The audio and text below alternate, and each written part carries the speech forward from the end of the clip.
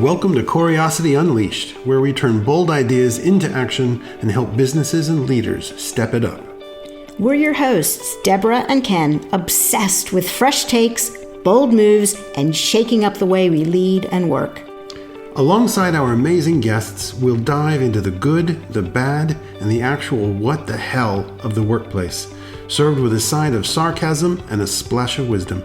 Oh, and fair warning, this is an adult podcast. Expect swearing, like Ken just did, brutal honesty, and the occasional dramatic reenactment of some of the most epic workplace fails we've ever seen. Or done. So grab your drink, get comfy, and let's unleash some Corey-osity. Hello, everyone. I am so excited about today's guest. It is the one and only Garry Ridge, who is someone who truly, truly lives and leads by example. He's someone who doesn't just talk about things like trust and belonging and learning, but he spent decades embedding them into the heart of how companies actually operate and thrive. Garry is a leader, a coach, a passionate advocate for workplace cultures that foster belonging, learning, and success. As CEO and chairman of WD-40 for 25 years, wow, he built one of the world's most recognized brands by prioritizing trust, respect, and people-centric leadership. Garry, I forgot to have my can on my desk. I was going to have my can to show what a great product it is, but I'm sure you have one on your desk. Let me finish the introduction. Sorry, there's so many wonderful things to say about you. Now you've taken your mission even further as the culture coach, board member, best-selling author, and passionate advocate for leaders who want to create workplaces where people feel valued, safe, and inspired to do their best work. You call yourself, see if I can say this word right, the Dean of Dumbassery. Did I get that right, Garry? Dumbassery. Absolutely. Okay, great. And your core philosophy is that when people feel safe, valued, and connected, they do their best work and go home happy, strengthening families, communities, and the world. I absolutely love that. We are so thrilled to welcome you to our podcast, where we'll be discussing your latest book, which we can see behind you if anyone's watching, called Any Dumbass Can Do It, Getting Curious and Unleashing Some Rebellious but Sorely Needed Leadership Lessons and Tips. So thank you so much, Garry, for joining us today. Oh, my pleasure. Thank you for having me along. It's good to be with you again. Again, I know. We've known each other for how many years now? Since we sat at a speaker's table back in US. I think it was like 8 years ago. Yeah, and when we sat and ate some really lovely Dover sole at Scott's restaurant, I think it was in London. Oh, we did. Yes, we'll have to do that. We're at separate ends of the world right now. You're in California, I'm in London, but we'll have a reunion soon. And we'll invite Ken. Sorry, Ken, you're here. We'll invite you to our reunion. So yes. Definitely. I'll take an afterthought position on this one. That's absolutely fine. Yeah. Well, before I leave it to turn it over to you, Ken, to ask the first question, I just wanted to say this up front.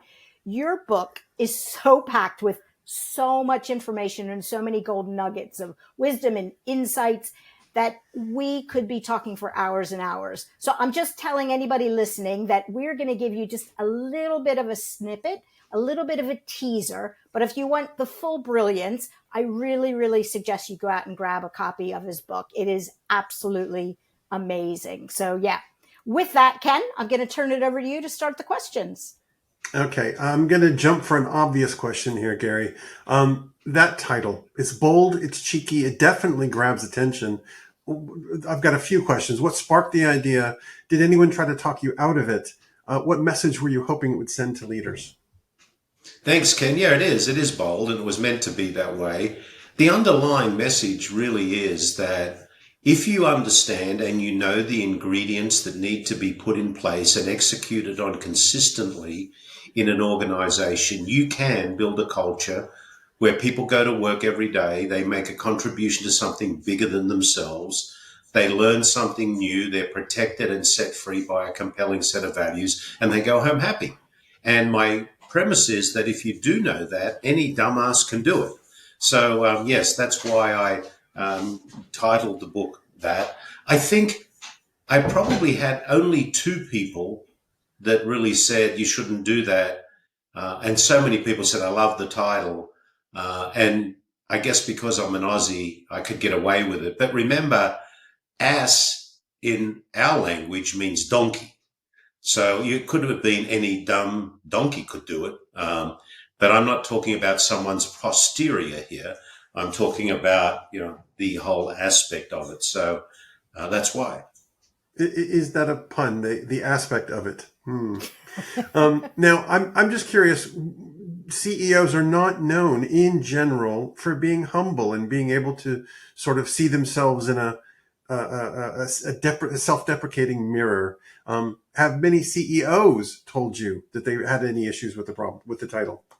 No. I hope that they're reading it and realizing that the Dumbassery is their superpower, because really that's what I learned in my time as I led. We have a friend here. Well, let get them. This is, Alec, or Alice, the soul-sucking CEO of Fear Incorporated. He is mentioned, or she is mentioned in the book. And we talk about in the book, all of the toxic behaviors that leaders have that create these cultures where, people don't go home happy. And really that was the purpose, is to get awareness. Ken, what I think is really important is, and what I've learned over time on my journey and through my coaching practice now, I coach 8 CEOs at a time. That's the total number I'll have on my roster at any one time. Most of them aren't aware of their behavior and how it affects others. And really that's the whole essence of my coaching program. Is the first part of it is, are you aware of how your behavior impacts other people? Now that makes all the sense in the world. Thank you. Deb? No, I was just going to say, Garry, I mean, we interviewed you for our book, and you were just so helpful in adding value and adding some details that you've learned. And as you know, the first A in our 3 A's is awareness. So I think you're absolutely right. And, the whole concept of any dumbass can do it. I think once you get past awareness, because to me, that's almost like the first door that you have to open. How do you open the eyes of those CEOs and those leaders that you work with to go to that first step and face your demons and be aware of the impacts, good and bad, that you're having on people? Well, I lean on the work of my dear friend, Dr. Marshall Goldsmith. Marshall's been a friend of mine for many, many years, and I really like his work. I love his coaching style, which is really very much, I'm gonna make you aware. And I use his text, his book, What Got You Here Won't Get You There. He wrote that, which is really a culmination of, 40, 50 years of coaching. And he was able to come up with these 20 habits that were at some level of abundance in the leaders he coached. So my first step is read this book and tell me where you think you have opportunity. Then I speak to the stakeholders of that leader, and I ask them, how do you think this leader is in relation to these behaviors? And they tell me. And then I do a heat map and I say, well, Ken, this is what you said, and this is what those that you have to leave said. And there's usually an opportunity there, a target-rich opportunity, I might say. I think that's brilliant. I mean, I have to say, as a leader, one of the things that was the most eye-opening thing for me, besides self-awareness, was awareness from your people, and that whole concept of that 180 and 360 degree feedback. It absolutely changed, my view. It's like, your view is the mirror, and then when you get their view, it's almost like you're, 4, 5, 6 times the view of what's on the other side. So I think that's Absolutely. great. Are there many surprises when you work with your coaches on this, on these people you're coaching on this whole aspect? Yeah, there have been. I think the surprises are, when I share with them the feedback, they kind of go, oh, yeah. But then when we talk about, do you know how that behavior impacts others? No. Okay, well, here's something for you to think about. And that's where we really get into it. And then the next step we go on to is we then have the next phase of the coaching is called intention. And we come up with the daily questions. One of the repeat offender behaviors is they don't want to listen. So I have them ask themselves, did I do my best to be a good listener today? Did I do my best to not micromanage today? Did I, whatever it is? And they ask themselves that question on a daily basis and rate themselves from 1 to 10 or 1 to 5. And then we have follow-up calls every 2 weeks, and we look for low ratings. What triggered you not to be a good listener on that day? Because we're looking for those triggers. And then finally, or not finally, but then after a period of time, we go back and we readdress the stakeholders again. And funnily enough, behavior changes when you focus on it. But it's great that you break it out into bite-sized chunks. I think that's some of the problems that we do is we throw our leaders into this big, huge pool, expecting them to just grab everything and change. So small pieces, small actions, one at a time. Yeah, and one of the things that I think is really important, and I talk about it a little bit in the book, is you don't change culture by sprinkling fairy dust on an organization. I have a really good friend of mine. His name's Charlie Maloof. He owns a chain of Ashley furniture stores out in Charlotte, North Carolina. And he shared a statement with me once, and I must quote it, I don't know, all the time. He says, culture is not a microwavable event. It takes a crock-pot approach. And that is so true. I love that. Ken, that's another one for the t-shirt. Ken's collecting all these amazing slogans, so we will put credit where credit is due. That's a brilliant one. That's Charlie Maloof. Got it. Absolutely, got that one. Garry, under your leadership, WD-40 became a beacon, a kind of an example of what people-first, purpose-led culture can be. What were the non-negotiables that you held on to make that happen? Well, there's a few things that need to be in place, really. Firstly, does the organization have a clearly defined and authentic purpose? You've got to have these foundations in place. Do we have a set of values that are hierarchical and they're there for one reason? That's to protect people and set them free. And then, the leadership has to be committed to the cause of a group of people coming together to protect and feed each other. So, I often said to my leadership group, be under no misunderstanding. The only reason we are here today is to help those we have the privilege to lead step into the best version of their personal self. And that's why we made some subtle but really, really impactful changes. Number one is we took the word manager out and we changed it to coach. You reported to your coach, not your manager. And here's why. And this is very simple, but Ken, let's believe that this is your first day at working at, fill in the blank company, right? And you walk in and I say, good morning, Ken. I'm Garry. I'm your manager. Doesn't feel real good. And if you look up in some of the fine English dictionaries, the definition of manager, sometimes it says manipulator. You don't manage people. You manage your bank account and you manage inventory. But if I walk into you one day as you walk in, I say, good morning, Ken. My name's Garry. I'm your coach. The only reason I'm here today is to help you play the best possible game you can play. I want you to win, and I'm going to do everything I can to help you win. So to do that, we're going to both understand what an A looks like. What are we going for? What does winning at this team within this organization look like? I'm going to spend a lot of time, Ken, observing the play of you, and I'm going to never run onto the field and try and kick the ball when you're out there. That's called micromanagement, but we're going to have conversations around the play. I promise you I'll never go to the podium and take your prize because you would have trained hard to win that prize. And I'm going to spend a lot of time in the stinky locker room with you and your other teammates because that's where we build psychological safety.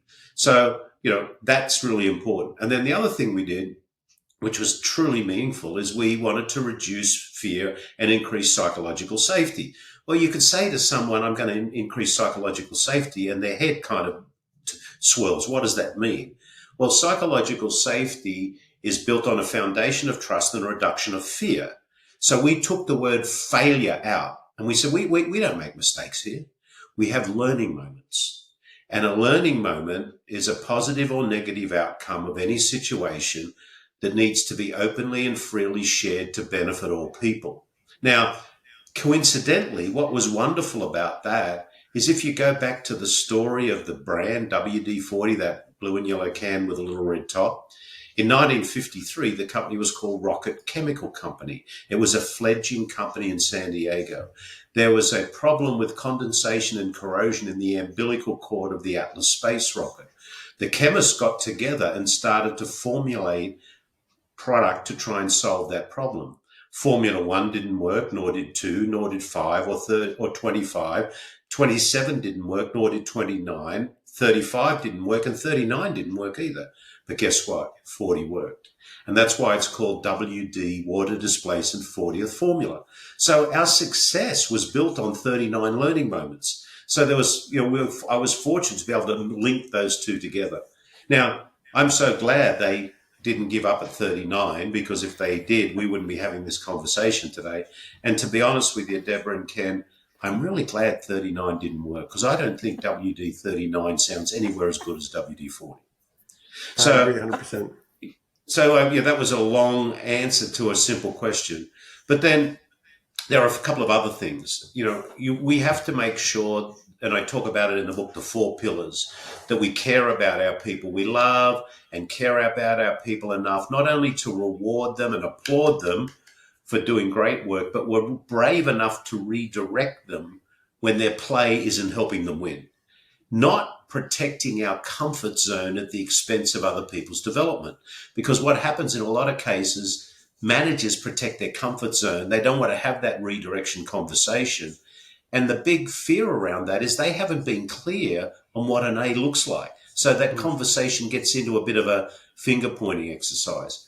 The next one is candor. No lying, no faking, no hiding. Most people don't lie in organizations. They fake and hide because of fear. Accountability, and then is really important. What do I expect from you, and what do you expect from me? And then responsibility equals accountability and ownership. And we put together something called the Maniac Pledge, which was our pledge of accountability. And the Maniac Pledge is there to treat a very, very rampant disease that exists in a lot of organizations, very, very bad disease. It's called the na-na-ni-na-na disease, the finger-pointing disease. Right? So we could say we're not going to finger point here, or like we did, we again put something together to give them permission. So we created the Maniac Pledge. And the Maniac Pledge says, I am responsible for taking action, asking questions, getting answers, and making decisions. I won't wait for someone to tell me. If I need to know, I am responsible for asking. I have no right to be offended that I didn't get this sooner. And if I'm doing something others should know about, I'm responsible for telling them. So that was the pledge that we took in the organization to get rid of the na-na-ni-na-na disease. Oh, Garry, that's absolutely fantastic. I can just picture what the change of nomenclature from manager to coach would have made in my last 3 organizations.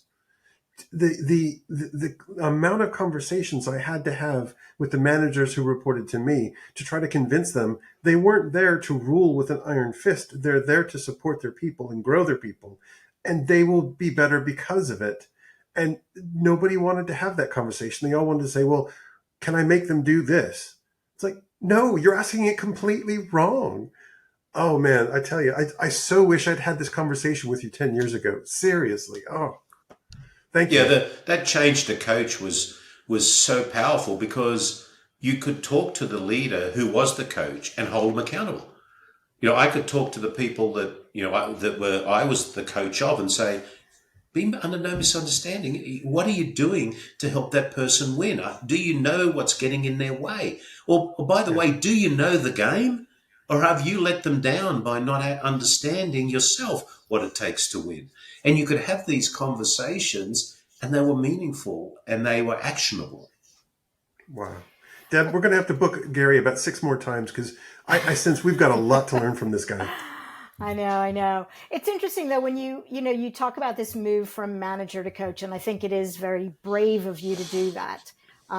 Some organizations I've heard are trying to shake things up and move to like self-led teams, which, I get how the world has changed. You don't necessarily need a manager, but I love the concept of coach. As a matter of fact, when we were creating our building blocks, leadership building blocks, originally we were going to sort of have under development coaching.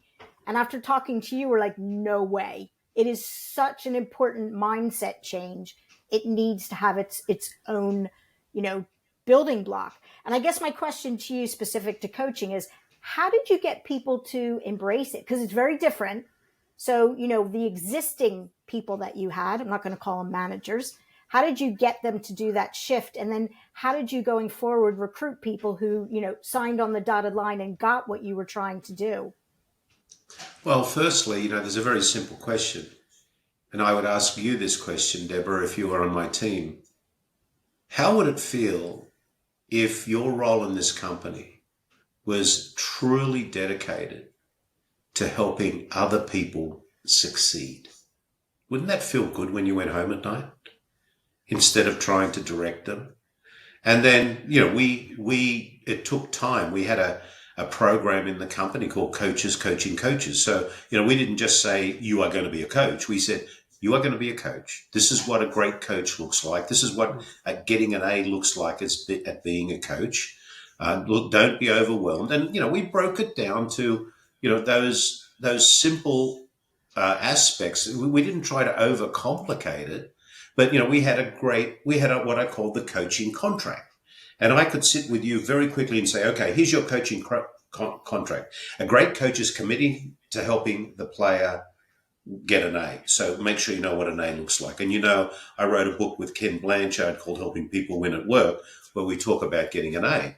And I could say to them, you need to know the game and what it takes to win as a coach. So how am I going to help you understand, and what competencies do you need to polish up on so you really know the game? And then the principles I talk about, you're not going to run on the field. You're going to spend a lot of time on the sideline. You're going to add value to the player with feedback on how to improve. You're never going to the podium, and you're going to spend a lot of time in the stinky locker room. Those are the simple things you need to do. And you're going to have regular, disciplined conversations with your people at minimum every 90 days. Every 90 days, you're going to sit down and say, Ken and Deborah, I'm only here for one reason right now, and that's to have a conversation about how I can help you and talk about where I see areas you may need to focus a little deeper on, and to hear where you need help. Yeah. And, it's so powerful as a coach, but also I can imagine that it also had a mindset shift for the employees themselves, because they had to take that responsibility, differently than having a manager. So again, what did you do to help your team, your employees? What did you call them at WD-40? Tribe members. That's what it is. Tribe members. What did you do to get your tribe members to embrace it and step up to, you need to work differently with a coach versus a manager? Well, they loved it because, they weren't being managed. They were being helped to improve. Interestingly enough, in our employee feedback surveys, 97% of our global team or tribe said they respected their coach. Now, in most cases, people leave their organization because they hate their boss, right? That's like saying, if I would have the word manager in there, I respect my manager. Do you think we would have got a high score? Because the manager's behavior would have been completely different from the coach's behavior. And when we went back and we asked them, why do you respect your coach? They said, because they're here to help me. Duh. Duh. Whereas a manager, they're there to manage me, which has more of the negative side of it. So it is, I think it's lovely. And the point that you make over and over again with how you're changing words is that words can be powerful.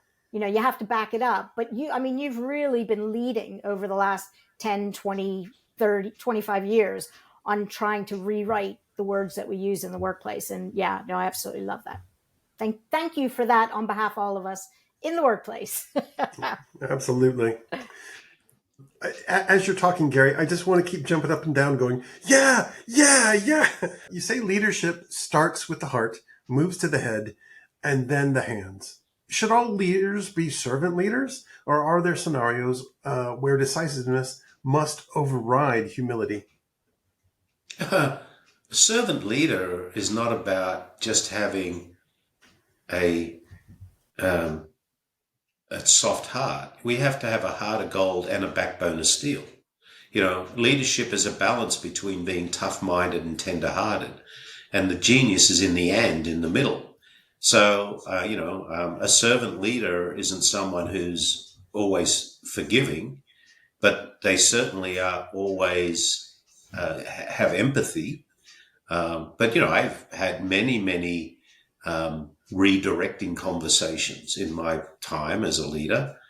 And if you're at either end of that, if you're too tough-minded, you become that arrogant autocrat. And if you're too tender-hearted, people don't think that you're going to be able to make tough decisions. So servant leadership is not about, popcorn, pizzas, and margarita parties. It's about putting in place those foundations and then consistently working on them aligned with the values of the organization. So, I'm an Aussie. You think I'm a softie? Come on. It's interesting, when we were researching our book and we were writing the part on empathy and compassion, there was a story about an FBI negotiator. And he talked about how, yes, he was empathetic and tried to understand, what he had to do in these hostage situations. But he didn't necessarily, he absolutely didn't agree with what they're doing. And I think one of the things, going back to your idea of being soft and such, is some people think as CEOs and leaders, you can't make the tough decision. So I guess my question to you is, how have you balanced throughout your career as a CEO, being a servant leader, empathy and compassion, but sometimes making those tough decisions? How do you get that balance right? I think you need to make sure that the values in the organization are in place. And in most cases, you make decisions around those values. I often said no good deed goes unpunished. You never go, this is not leadership's not a popularity contest. It's a contact sport. Certainly I had to make decisions during my time that not everybody agreed with, but the decisions were made in the best interests of everybody. And to do that, I needed to gather the facts, get good advice, consider the options, think about the outcomes, and ask for a lot of help. As you probably heard me say, I often used to say, "G'day, I'm Garry Ridge. I'm the consciously incompetent, probably wrong and roughly right, chairman and CEO of WD-40 Company, and I need all the help I can get." And, so again, you bring people into the conversation, you bring people as you can into the situation, you're searching for outcomes, socializing the issues. But that takes time. A lot of people think this servant leadership culture thing is soft stuff. This is not soft. This is the hardest part of leadership. And I can tell you why I know that, because not many people do it, because it's too hard. You look at the latest Gallup results that came out, and only 31% of people globally go to work engaged. That's disgusting. Disgusting. We should be absolutely ashamed of sending 69% of people home every day disengaged, sitting around their dinner table at night, and some of their family or their kids say, "Hey, Dad, how was work today?" And they talk about how much they hate it. And do you think those kids are going to go out and want to go to work? No way. I don't want to be like Dad. He comes home every night, he's cranky. I've got to find something else to do. Maybe I won't work anymore. Maybe I'll just go sit on the beach. I'll be happy there. Or they accept it and they're like, well, this is just what the workplace is like, and I'm never going to be engaged. And no, I agree. And, we've been around, all of us, long enough to see that those numbers aren't changing. And you just want to shake people. And to your point, it might be a bit more work to do some of those, those behavioral changes, but in the long run, it makes things easier as a leader, better for your business, all those types of things happening. Well, you hit on it, better for the business. Absolutely. We had a compounded annual growth rate of total shareholder return of 15% a year. We took the market cap of the company from 300 million to 3.6 billion. We had employee engagement at 93%. 98% of the people said they loved to tell people they worked at the company. And we just sold that blue and yellow can with a little red top. It wasn't sexy, eh? So, and here's the simple equation for the leaders out there that think building a great culture is not going to be good for your business. We can write the best strategic plan in the world. Right? We've got a really strong strategic plan. We've identified our target market, our go-to-market strategy. We know our distribution. All that is in place. 70 out of 100 for your strategic plan. But if 30% of people go to work every day and are enthusiastically executing against the strategic plan, 30 times 70 is a number. But if 80% of the people are going to work every day and enthusiastically executing against the strategic plan, 80 times 70 is a much bigger number. So it's all about the will of the people times the strategy. High will of the people, reasonable strategy, great outcome. Low will of the people, reasonable strategy, lousy outcome. Do you know, it just fascinates me because I can remember when I met you at this event, and I used the analogy of an American football team, and I did exactly what you said. I had like a full football team, and then I got rid of the disengaged people, and I'm like, how can you engage people? So I'm going to put you on the spot. What do we have to do to convince these CEOs? You know, we keep showing them the data. We keep showing them that leading the way you are absolutely role modeling and changing at WD-40. What do you think is going to finally make a difference and get people on board? We have to keep proving the equation to them and giving them evidence. You know, one of the things that I'm fortunate in that I can talk to CEOs about this, and if they say it doesn't work, I can call BS. I said, because it does work. We proved it. And, you know, one of the I think there's also a light at the end of the tunnel. It's not a train coming for us either. Today, more and more leaders, organizations, and investors are truly talking about the advantage of great culture in an organization. And I'm not talking about DE&I and everything else. You know, it's pretty simple. If you have an organization where people know and feel like they belong, they know and feel like they matter and their work makes a difference, there's high psychological safety because fear is reduced through having learning moments, not mistakes. They feel valued because their coach is there to help them win. And they're able to make choices because you have a set of values that protect them and set them free. If you have those things and you're consistently executing against those things in whatever way you will over time create a very, very strong and engaged culture. Very simple. Not easy. I'd like to disagree with you on one thing, though. Going back, you said that the little can with the red top is not sexy. Now, first off, for every workshop I've ever had, that can was mandatory. It had to be there. It wasn't a workshop until you had that in there. So that's one kind of sexy. But on the other hand, I bet those 98% of people who had high satisfaction within your organization, I bet every last one of them found working at WD-40 sexy. When they would talk to their friends and their friends would moan about how bad life is or how their boss had treated them or whatever. So just for the record, I can now say I finally disagreed with somebody who I really revere. I bet they really found it sexy. Well, I accept your disagreement. Thank you. Now, one of the things that I caught in your book, and I know you were quoting somebody else on this one, but you broke failure down, not failure, but these learning moments into intelligent, basic, and complex failure, and that's fantastic. I tried to imagine how I could use that in my previous roles. How can an organization make a policy out of this so that they can identify which kind of failure is which and do it without killing innovation or trust? So we're not going to do this one, but we are going to do that one. That would mean them doing one thing.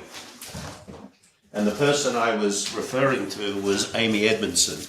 And here is her book, The Right Kind of Wrong. And this is where she actually breaks out, you know, the science of failing well. So, you know, I'm not smart enough to be able to give you this verbatim. Go buy her book.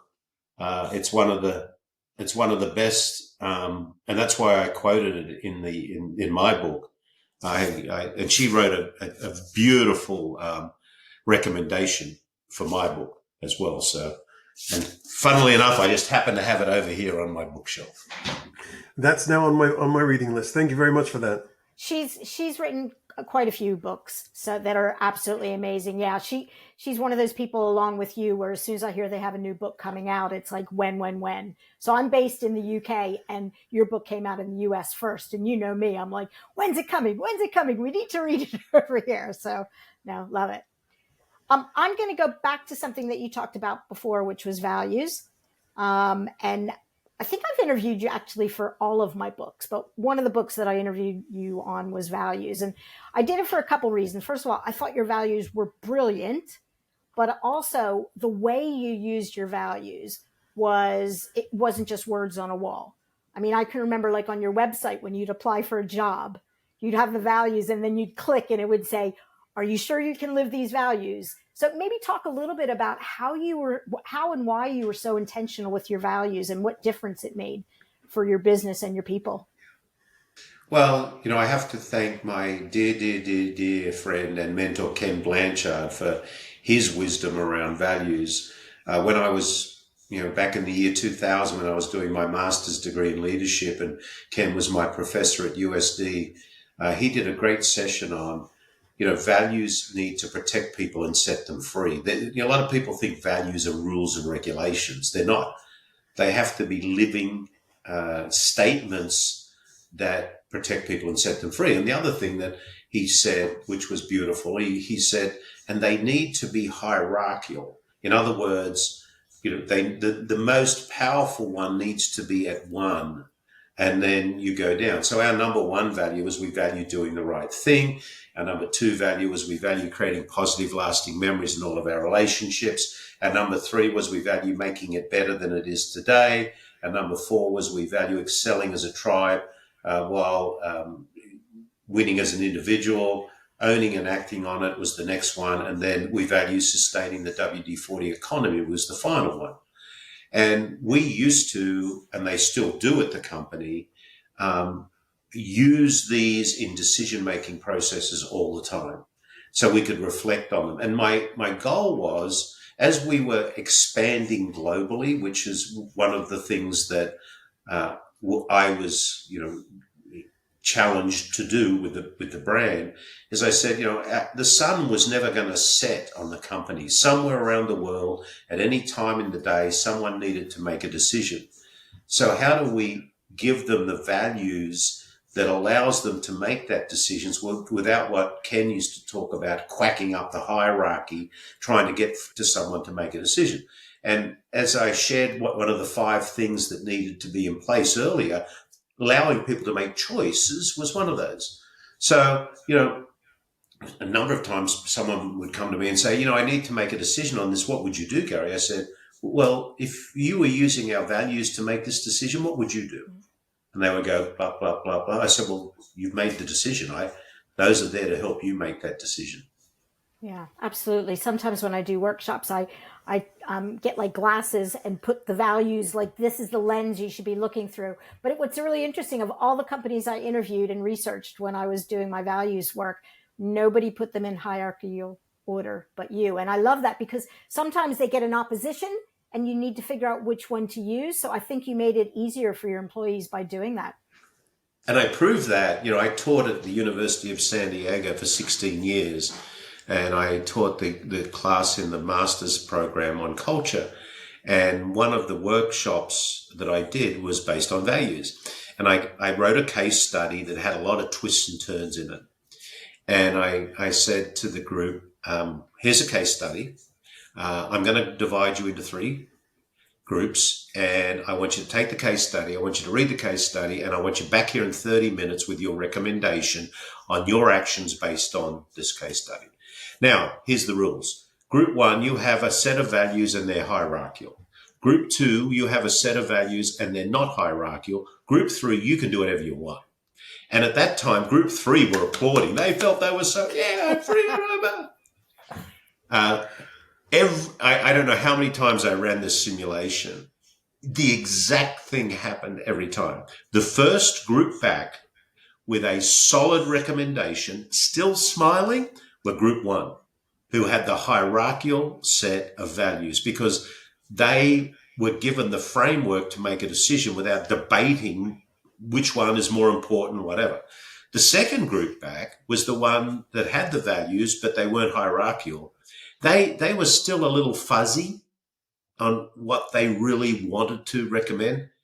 The group with nothing, they came back. I actually always had to go out and call them in, and they were at a state of that you could even feel anger amongst them because they spent all their own time cementing their own point of view instead of using this. So the other thing about a hierarchical set of values in an organization is it reduces churn. You actually get stuff done without people having to churn through, and they feel good about themselves. So very powerful, very powerful. Yeah, no, I love it. Spectacular. Wow. One of the chapter titles caught my eye. Even the Queen sits down to pee. Now, obviously that's really memorable and it's going to stick with people, but it talks about authenticity. It's one of the leadership building blocks in our model. Why do you think so many leaders, especially at the top, still struggle to show their real selves? No, they didn't have my mum. Well, do so tell. you know that the chapter is one where I reflect on the learning from my mother, who lived till she was 99 years and 9 months old. She was born in 1914. And, being an Aussie and growing up in Sydney and having a mum that had lived, and I was the last of the children. There were 12 years difference between me and my brother. So mum was 40 something when she had me. And she was so good at dishing out unconditional love, which means that, she would cut the legs out from underneath you if you got too big for your boots and, whatever. So I think it comes back to, and in the book, I tell the story about having a cup of tea with mum and the tea, the saucer and the teacup that I still have here in my home, where, she would give me the feedback that I know I deserved, but not necessarily everyone was brave enough to give it to me. So I keep in that chapter, it's the learning moment in that chapter is you need to be a mother and a son. You need to be brave enough to give unconditional love and feedback. And as a son, you need to accept it and just say thank you and move on. So authenticity, the tall poppy syndrome in Australia, really taking time to not get too big for your boots. You're not corporate royalty. One of the bad behaviors of Alec, the soul-sucking CEO, is he thinks he's or she thinks they're corporate royalty. They'll have their own parking spot. They have the biggest office in the room. They'll never be in the canteen, the cafeteria, because someone's delivering tea to their desk.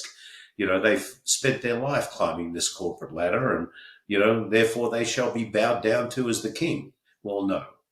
Even the Queen does sit down to pee. Fantastic. No, that's absolutely rules to live by. I don't know how some people get so up themselves that they just distort the whole fabric of the organization.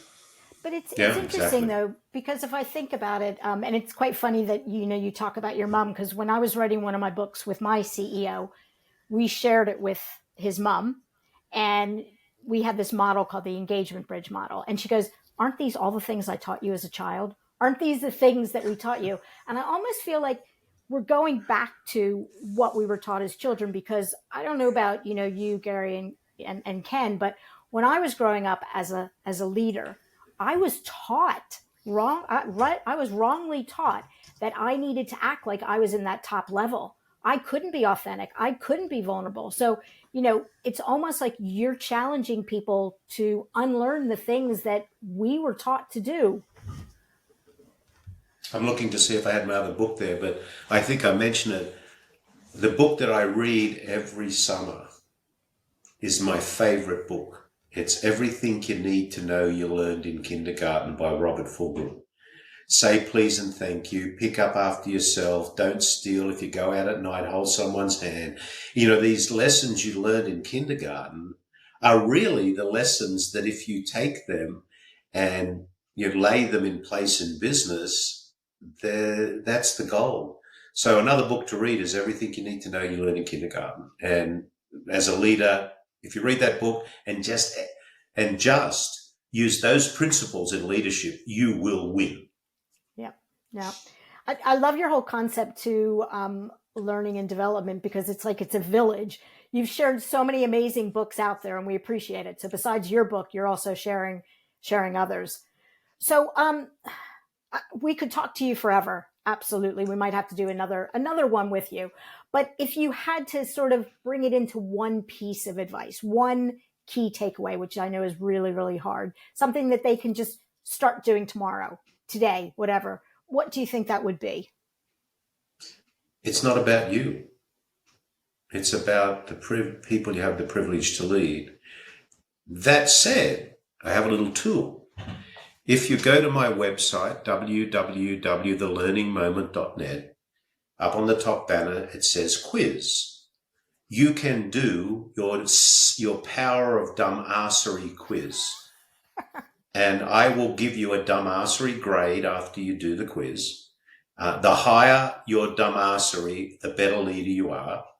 And after you've done the quiz, I will email you a playbook that has 3 or 4 things you can start doing just this week to implement the power of Dumbassery. I love it. It's a wonderful gift. I know I was glad when you said the higher score is better, because Ken told me just today how he took it and he had a really high score. So that's good. I was a bit worried when he said it was a high score. Didn't know if that was good or bad. The higher the score is your proficiency of Dumbassery, which is your superpower. Dumbassery is your superpower. Great. And it's so wonderful of you to give everybody that gift and to give everybody something that's specific to them. So I think it's a really good high level for everyone. And then if you want to take it to the next level and get that one thing that you can do differently, definitely go onto Garry's website, which is a good segue into what is the best way for people to contact you. They're going to get your book. They're going to go on your website. Where can they continue to learn from the gems of wisdom that you're sharing with us? Probably best platform is LinkedIn. You'll find me there.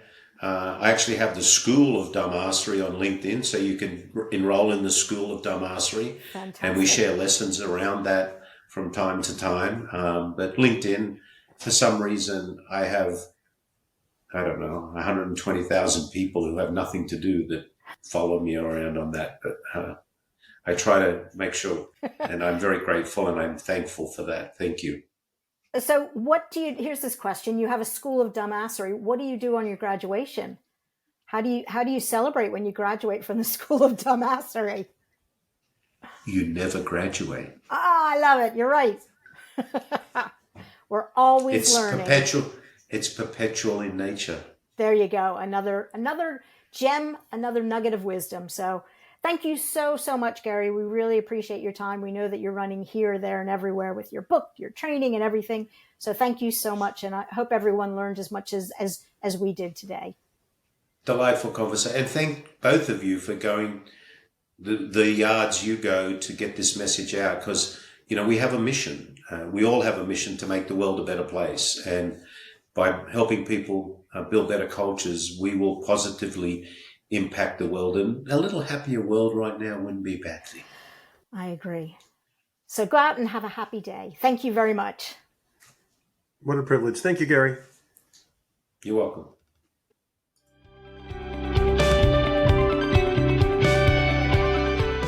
And that's a wrap on this episode of Corey-osity Unleashed. Huge thanks to our amazing guest and, of course, to you for tuning in. We hope you picked up some useful tips. And hey, if this episode sparked a minor existential crisis because you realized, oops, you might be guilty of this at your company, don't panic. We've got your back. From consulting and leadership workshops to our one-of-a-kind 360-degree feedback tool, we're here to help you and your leaders step it up. Let's keep the conversation going. Connect with us on LinkedIn, visit stepituphr.com, subscribe to the podcast, or drop us a line at info@stepituphr.com. Together we can make work for our people, our leaders, and our businesses. So until next time, stay curious, stay bold, and keep unleashing that Corey-osity.